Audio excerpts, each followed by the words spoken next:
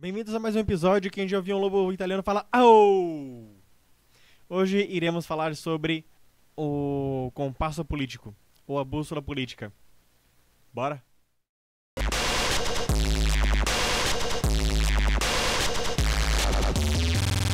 Então, pessoal, talvez hoje o vídeo fique mais curtinho, mas um pouquinho mais informativo. Hoje eu quero falar sobre a bússola política e todos os problemas que ela traz consigo. Eu vou agora mudar aqui rapidão de tela. Como vocês podem ver, é disso aqui que eu quero falar hoje. Isso daqui é a bússola política. Ela foi criada por uma companhia britânica. Eles não falaram quem é que criou, eles só disseram que foram eles que criaram, que essa é uma bússola britânica. Mas eu posso mostrar mais ou menos como ela funciona, quais são os valores dela. Como vocês podem ver, na faixa horizontal, eles verificam o alinhamento econômico. E na faixa vertical, eles verificam o alinhamento social. Aqui na parte da esquerda, econômica, eles normalmente falam sobre como eles dizem em inglês, o liberalismo. É basicamente o mais anarquista quanto mais para a esquerda você está, mais anarquista, e quanto mais para a direita, mais fascista você é. Quanto mais para cima, o Estado acaba intervindo no mercado. Quanto mais para baixo, mais liberdade de mercado você possui. Portanto, basicamente o que você possui aqui é anarcocapitalismo. Acho que aqui está nazismo, alguma coisa assim. Aqui está o comunismo. E aqui está o anarquismo. Algo nesse nível. E o que eu mais posso falar sobre essa bússola é o quão errada ela está. O quanto tudo o que está dentro dessa bússola é errado. Isso porque ela se baseia em dados idealistas, não em dados que de fato se baseiam na materialidade do mundo físico, do mundo material, do mundo que a gente vive. Isso se baseia em ideias ideológicas e que nem são de verdade políticas. Eles pegam todas as ideologias e filosofias criadas no mundo e colocam dentro dessa bússola de uma forma a organizá-las idealmente. Só que isso não reflete a realidade das coisas. Eu posso citar alguns exemplos. Fascismo eles colocaram aqui, e nazismo eles colocaram mais ou menos aqui. Agora, eu preciso falar para vocês que nazismo e fascismo são basicamente a mesma coisa. O fascismo é um botão de escape para o capitalismo. O capitalismo é toda essa faixa aqui da direita, toda ela. O grande problema que você ocorre em separar nazismo de ancapismo é a análise materialista que você detém disto. Vou dar um exemplo, ou pelo menos eu vou explicar. Quando você fala de anarcocapitalismo, você diz que quando você fala de anarcocapitalismo, você fala de uma filosofia onde não existe o Estado, por isso o anarco, mas ainda se detém a existência da propriedade privada. A propriedade privada é exatamente aquilo que detém os recursos e a forma de produção do trabalho. Vou dar um exemplo. Uma propriedade privada não é uma casa, não é um carro. Uma propriedade privada é onde se produz valor, onde o trabalho é feito. É onde se produzem as coisas. Portanto, digamos uma fábrica de automóveis. Uma fábrica de automóveis é uma propriedade privada, porque lá as pessoas vão lá para trabalhar e produzir algo. Uma refinaria de metal também é uma propriedade privada. O capitalismo, ele gera uma coisa chamada moeda. A moeda é utilizada para medir o valor de cada um dos seus bens de produto. Produtos industrializados é que comandam o mercado hoje. Então, o que de fato acontece é que o dono da fábrica de carro precisa vender o carro. É ele que detém os clientes. Ele que detém o poder, porque ele que detém o fluxo de entrada do dinheiro. Quando você detém a forma de entrada do dinheiro, quando você detém o lucro, quando ele entra para o teu livro caixa, é quando você consegue pagar para comprar os materiais. Portanto, eu posso também dizer que a pessoa que ajuda o vendedor de carros a vender o seu carro é quem detém também o fluxo do dinheiro, é quem diz para onde o fluxo de dinheiro vai entrar e para quem vai. Tanto que hoje nós temos um novo tipo de capitalismo que coloca as Big Techs em um poderio muito mais alto.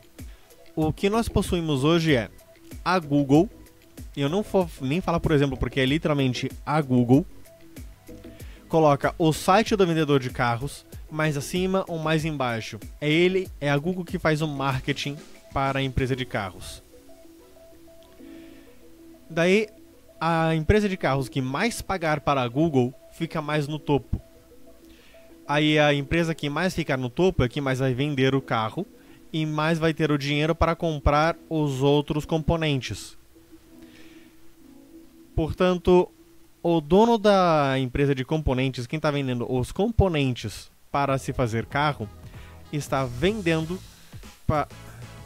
tendo o seu serviço monopolizado pela Google. A Google é dona agora de uma empresa de automóveis e de uma empresa de refinaria, sem sequer ter o CNPJ dessas duas empresas. Exatamente por ser a dona do pedágio por onde esses dois vendedores precisam passar. Essa é a teoria da autoestrada. A teoria da autoestrada diz que o dono de um negócio precisa passar nessa autoestrada, mas para passar nessa autoestrada, ela precisa também pagar um pedágio. Se o pedágio que ela pagar para chegar até a cidade for ficando cada vez mais caro, o vendedor que tem que pagar o pedágio não é mais o dono do seu negócio. Quem é o dono do negócio é o dono do pedágio. E nesse momento, o dono do pedágio é a Google, é o Facebook, é a Amazon.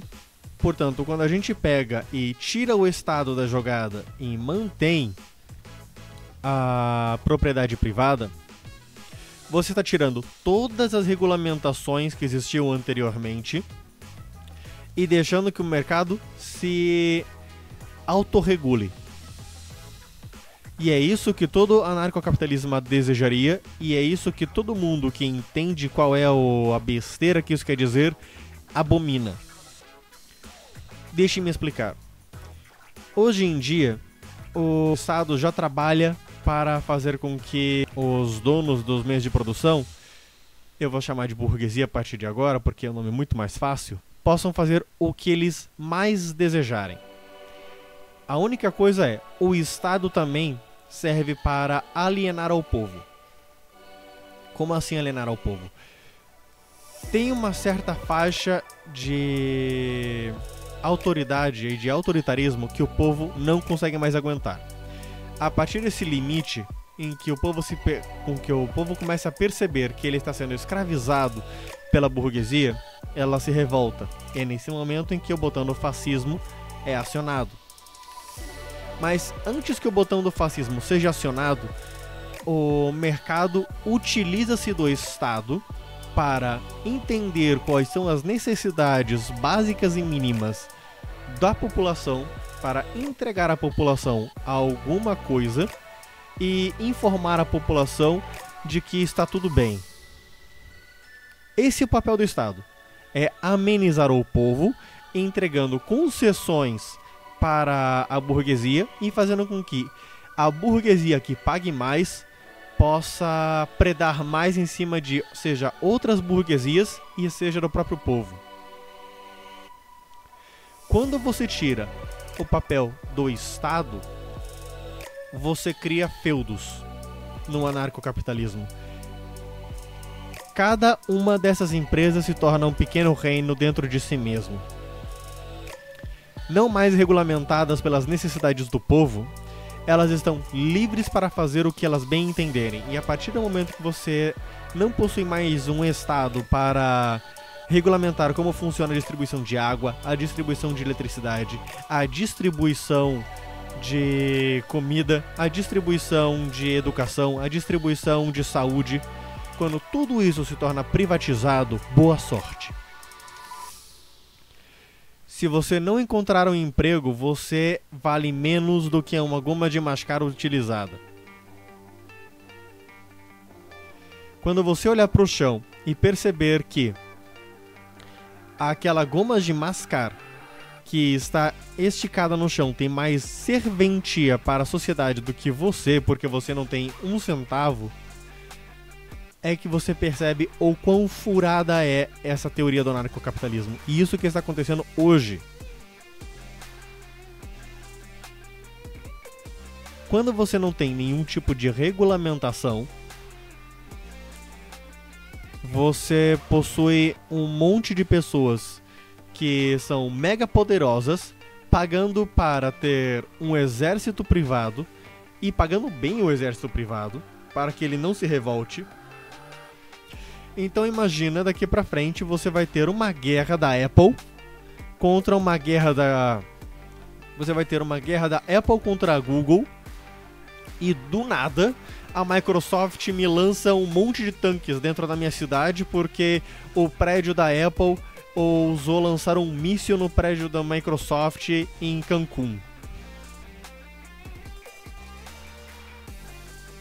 Você vai ter casos bizarros onde toda a forma de saúde é paga.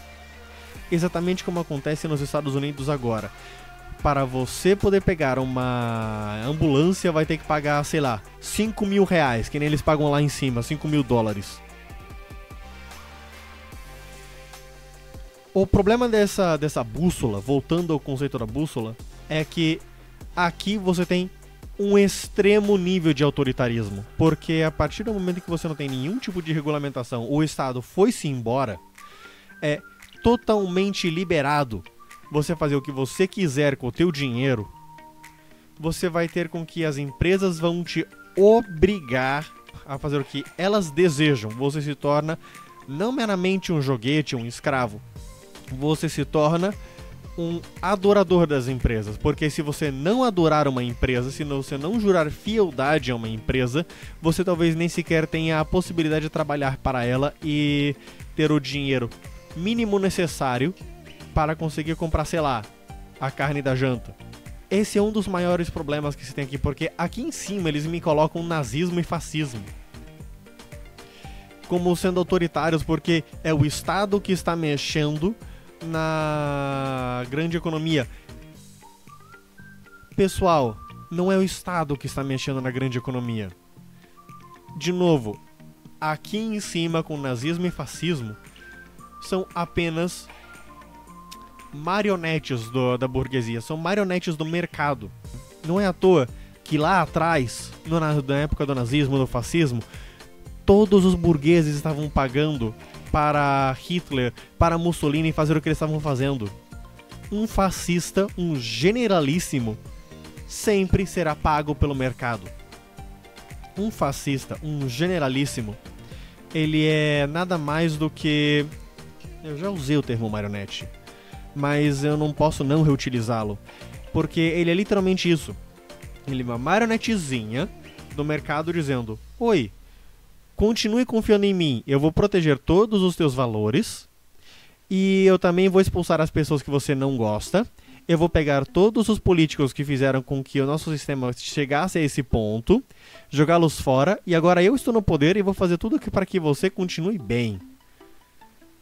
O fascismo é uma política de massas, porque ele convence as massas de que ele é revolucionário, quando na verdade ele é muito conservador. Porque o que ele vai fazer é tirar as 10 ou 15 cabeças que estavam no poder naquele momento em que o capitalismo chegou a necessitar de ativar o botão do fascismo, e ele sempre vai ter que fazer isso, é um problema cíclico.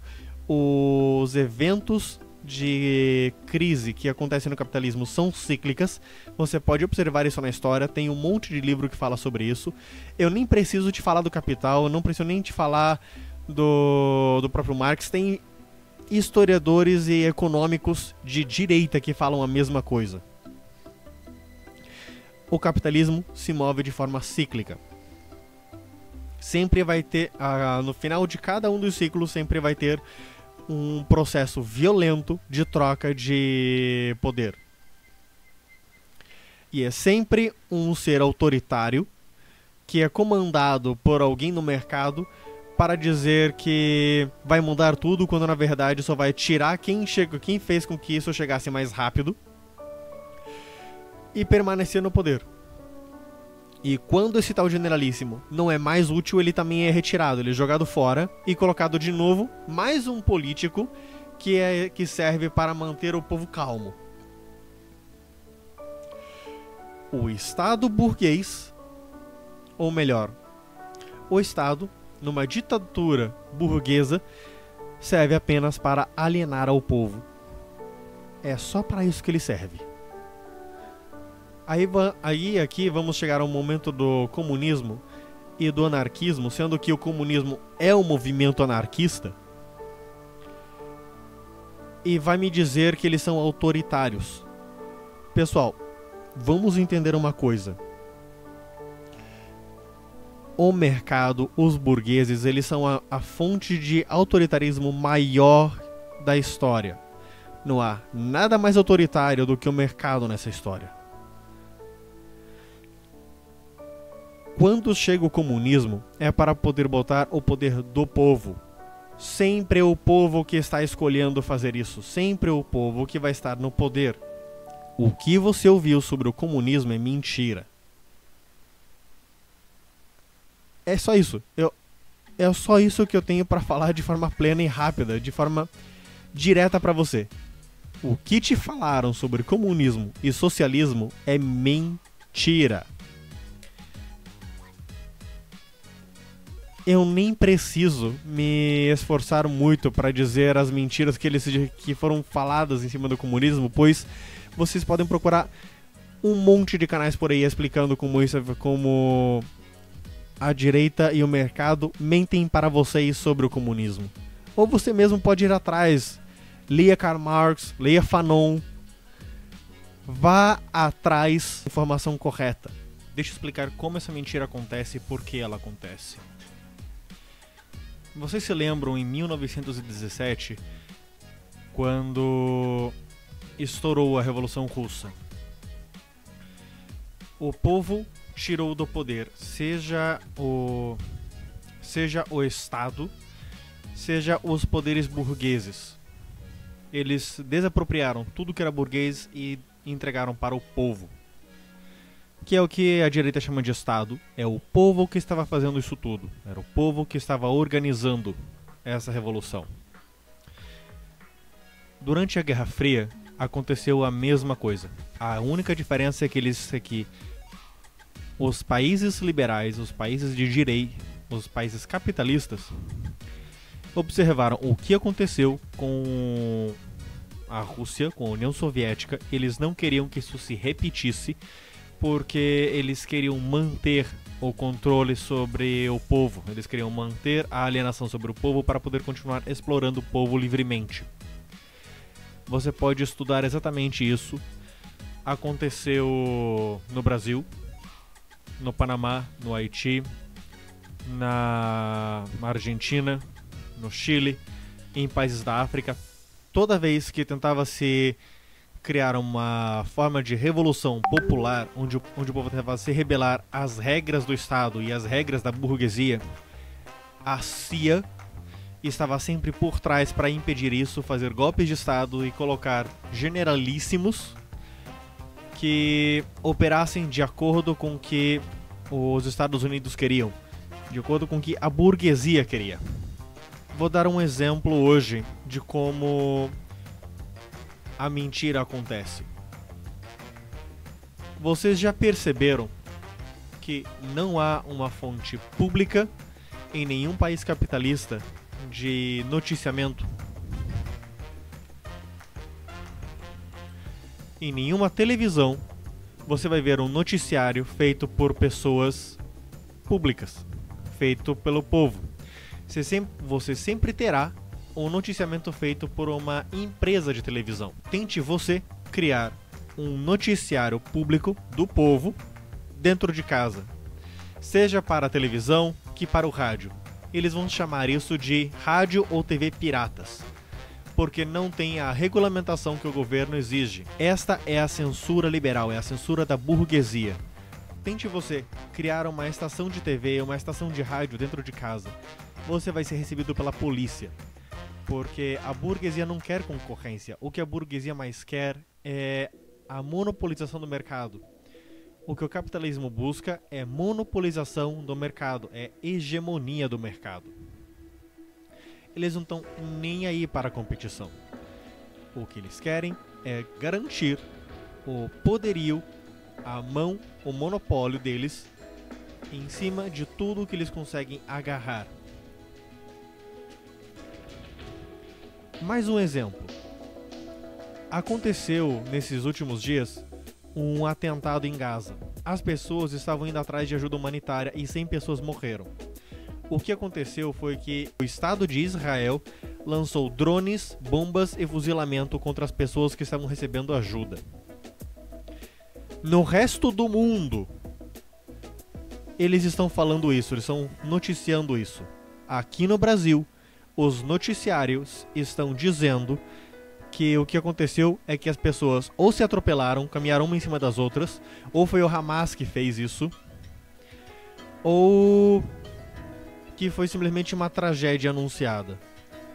Eles não citam uma única coisa sobre o Estado de Israel ter matado essas pessoas. Quer mais um exemplo? Vai atrás de Assange. No resto do mundo, está tendo uma comoção para dizer que o cara só estava falando a verdade. Se você for atrás das notícias norte-americanas, você vai ver como ele é um traidor da pátria por falar a verdade. Você quer mais um exemplo? Não é nem difícil de procurar esse. Entra no YouTube e digita lá noticiários norte-americanos falando a mesma coisa. Tenta em inglês que vai ser mais fácil e você vai ver uma sequência de apresentadores de noticiário norte-americano falando a mesma coisa em sincronicidade em várias estações de notícia ao mesmo tempo. Isso é porque as estações de notícia são compradas, são privadas.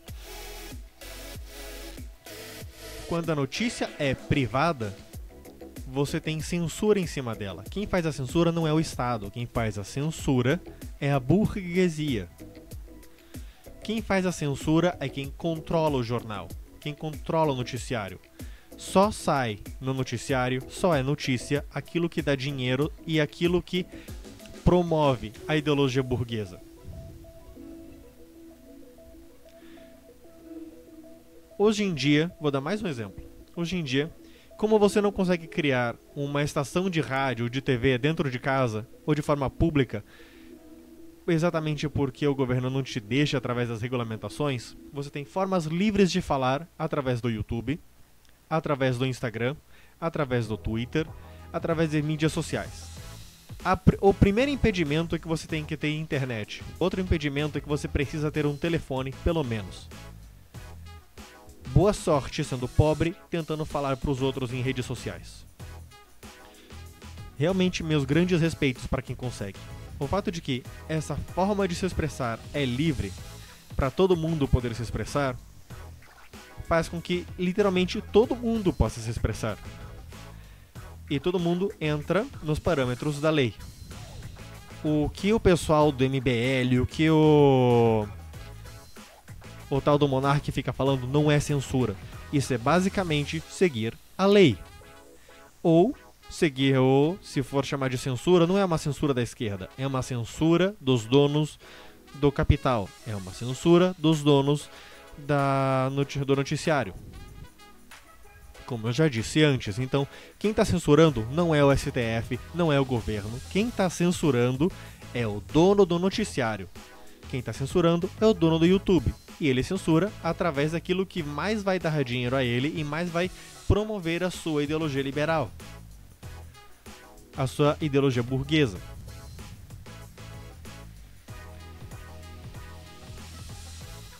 Se do nada as pessoas passassem a reagir a notícias de fascismo com louvor, com clamor, as coisas que o monarca fala não seriam censuradas.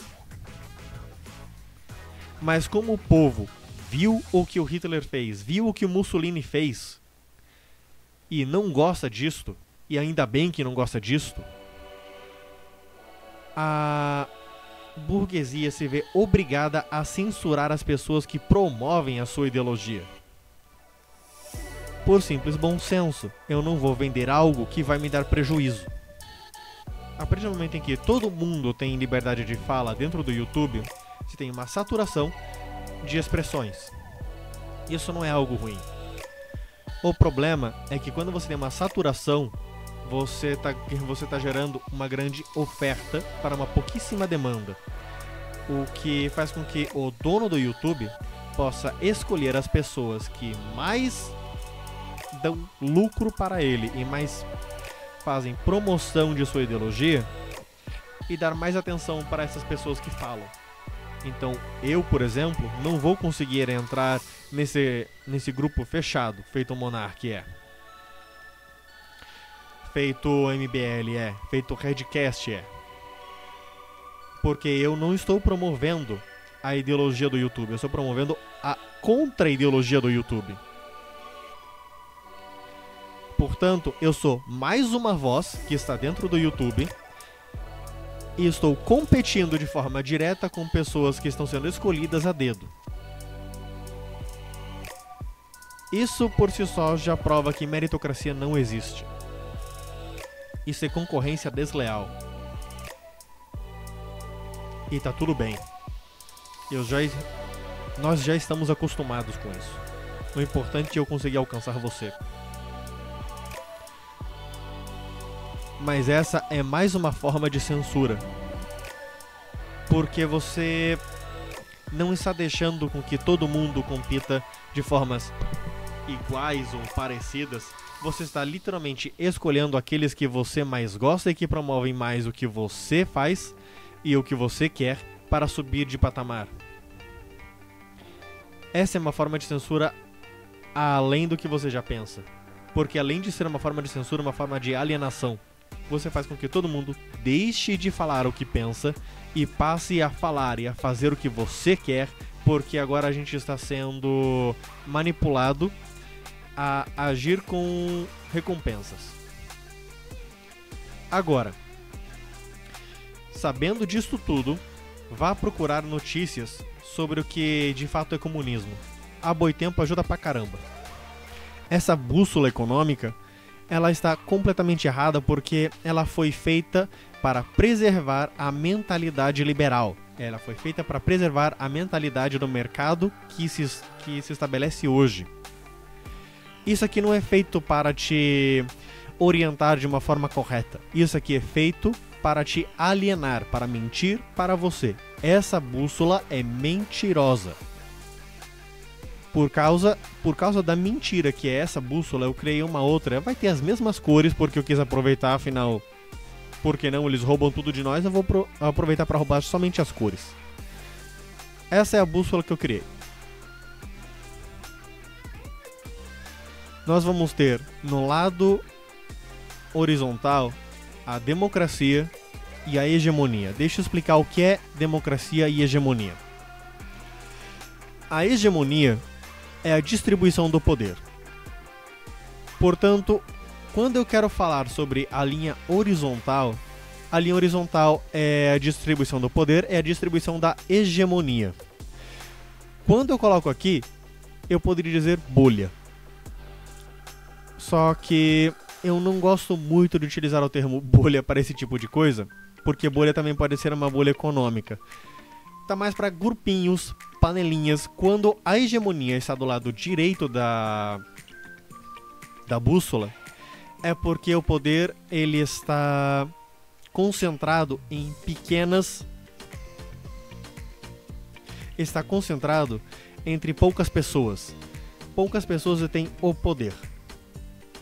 Quando aqui nós temos a democracia, a verdadeira democracia, quando todo mundo tem o poder de fala e o poder de fala de todo mundo importa, é que a gente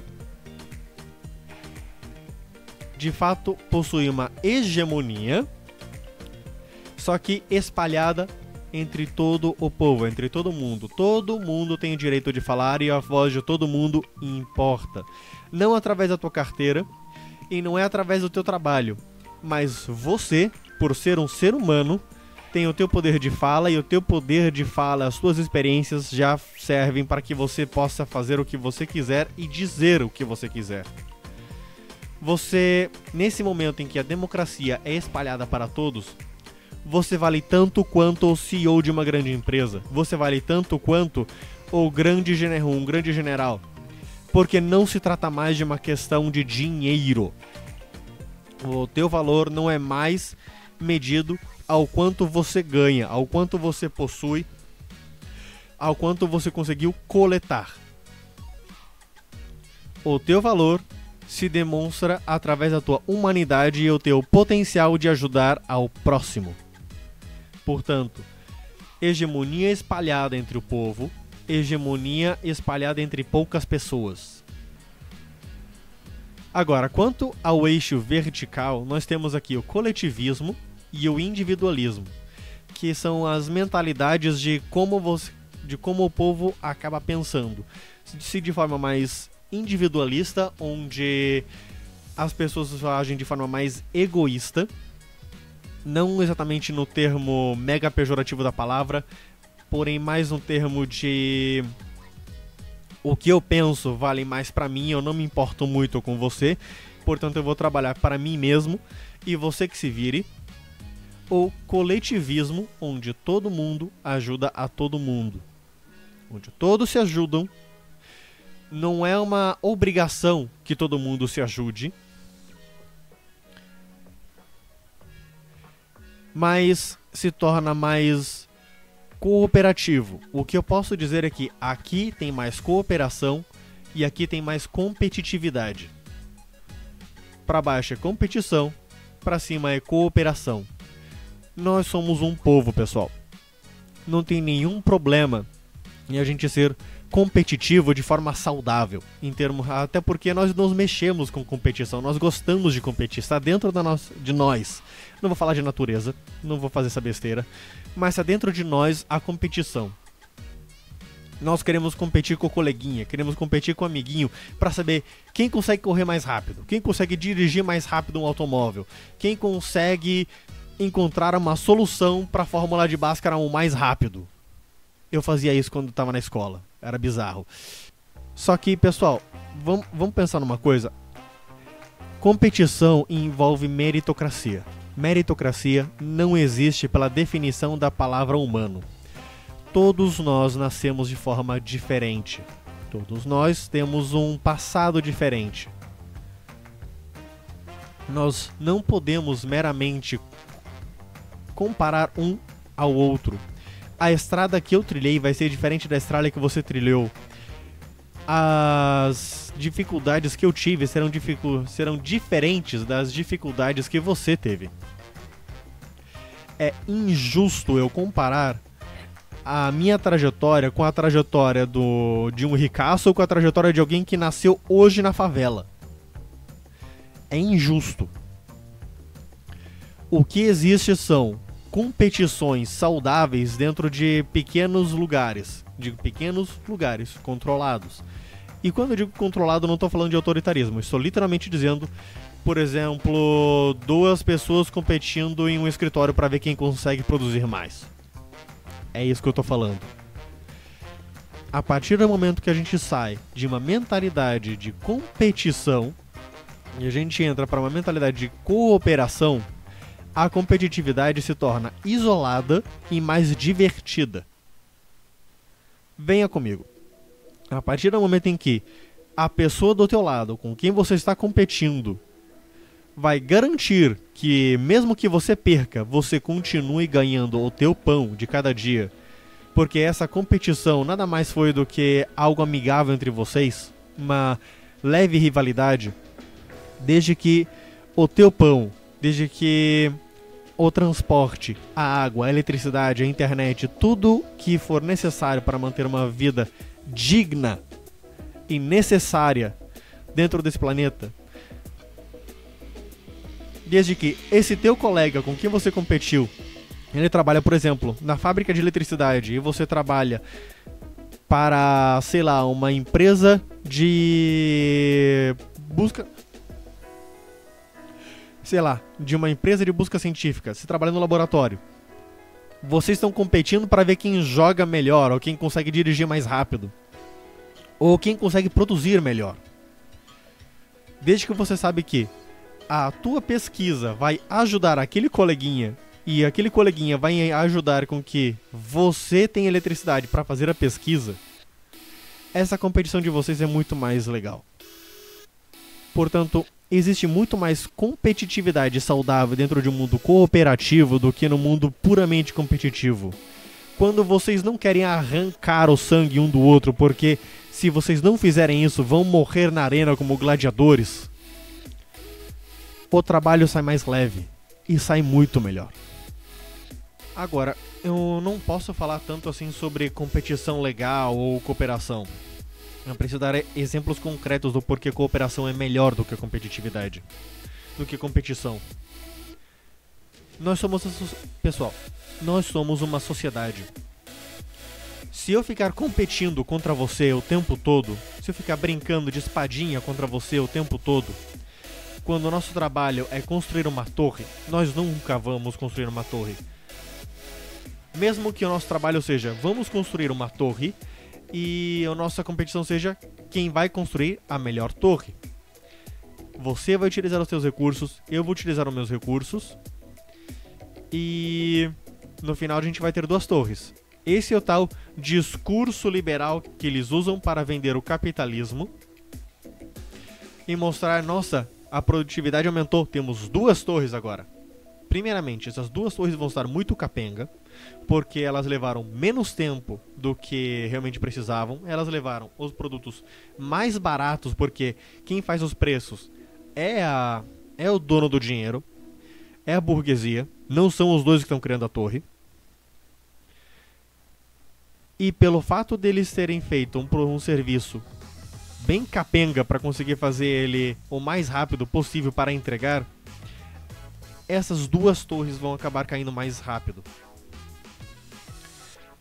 Só que nem é assim que funciona hoje. O que acontece hoje é que as duas pessoas vão brigar antes de fazer a torre para se degladiar e ver quem delas vai ter o direito de fazer a torre. E a pessoa que mais sair do gosto, que mais for para o gosto de quem está pagando, é que vai conseguir construir a torre. E talvez a pessoa que foi excluída fosse até melhor para fazer a torre. O problema é que agora nós temos uma única pessoa que vai fazer a torre e a outra vai ficar no lixo. A outra acabou de ser demitida, não vamos fazer ideia do que ela vai fazer. E essa torre pode sair boa como vai sair ruim. Em um método cooperativo, as duas pessoas não vão precisar nem de um contratante para criar essa torre. Porque essa torre se torna uma necessidade do povo. O povo se junta para criar esta torre, vai fazer o planejamento da torre junta. E essas duas pessoas provavelmente vão ser os coordenadores que vão trabalhar juntos para construir a melhor torre possível com os recursos que eles possuem. E não é só os recursos que eles possuem, o melhor dos recursos que eles possuem da forma necessária. Portanto, não vamos ter duas torres, que são capengas. Não teremos uma única torre que terá de competir com um monte de outras empresas que trazem um produto mais barato possível para fazer a torre mais capenga e barata possível.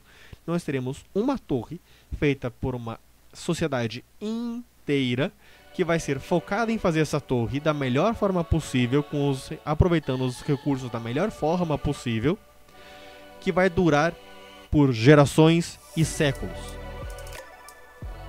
Essa torre que foi feita pela sociedade vai ser mais barata do que qualquer torre feita no capitalismo, vai durar muito mais e vai ser realizada em muito menos tempo do que se a gente tivesse um sistema de competitividade, de competição. E isso é só um exemplo.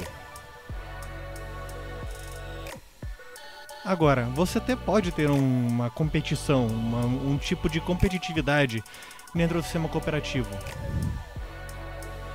Vamos pegar o exemplo de agora há pouco sobre a torre. Digamos que você tenha, por exemplo, 2 pedreiros que querem competir para ver quem consegue fazer a fachada mais bonita. Ou 2 engenheiros que vão competir para saber quem consegue fazer ela da forma mais eficiente ou da forma mais resistente possível. Ou 2 produtores que vão conseguir competir para ver quem consegue trazer o material mais resistente, ou o material mais bonito, o melhor material. Você vai ter formas de competição dentro de um estilo cooperativo de produção. Você até pode promover formas de competição para melhorar a produtividade e ainda assim estar em um método de cooperação.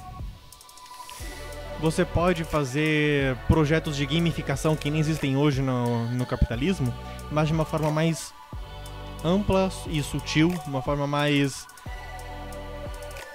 ética, de uma forma mais moral, onde você diz que quem trabalhou mais vai receber um bônus, ou vai receber alguma coisa de diferente, vai ganhar alguma coisa.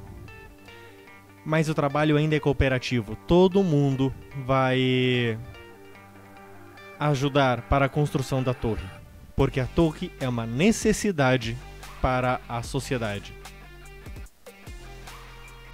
O mundo cooperativo é muito melhor do que o mundo competitivo. É por isso que eu criei essa bússola. Aqui em cima existem as instituições religiosas, onde eles são coletivistas, onde as pessoas são obrigadas a trabalharem de forma cooperativa, mesmo elas não querendo, porque a hegemonia, lembrando, hegemonia, pertence a poucas pessoas. Pertence ao padre, pertence ao bispo, pertence ao papa. São esses poucos líderes que vão ditar o que vai acontecer. São esses poucos líderes que vão dizer como você tem que se mexer. Aqui embaixo, claro, a gente vai continuar tendo o anarcocapitalismo. E o capitalismo mais ou menos funciona por aqui. Deste lado a gente vai ter de novo o anarquismo. Aqui é anarquismo, onde você vai ser competitivo e você vai ser democrático ao mesmo tempo. Então, mesmo que você seja competitivo, você vai respeitar a liberdade do próximo.